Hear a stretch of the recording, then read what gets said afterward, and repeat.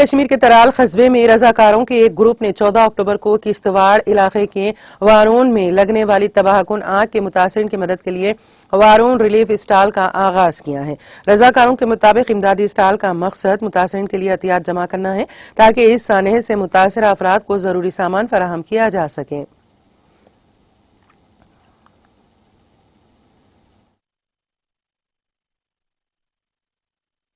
ان expected, مطلب سوچا نہیں تھا۔ کل ہم یہاں آئے تھے، 2 لڑکے، ایک چھوٹا موٹا ہمارا واٹس ایپ گروپ ہے جو ہمارا سرکل ہے، فرینڈ سرکل، اس میں میسج کر کے ہم نے یہ چیزیں یہاں پہ ایک چھوٹا موٹا ٹینٹ میں نے کل لگایا تھا اور یہ 2 بینر میں نے بنائے تھے، لیکن اس کے بعد تال کے لوگ، آس پاس کے لوگ، یا پورے کشمیر کی بات کی جائے، ہمیں پورے کشمیر سے کالز آتے، ان ایکسپیکٹڈ تھا۔ بہت دل خوش ہو گیا کہ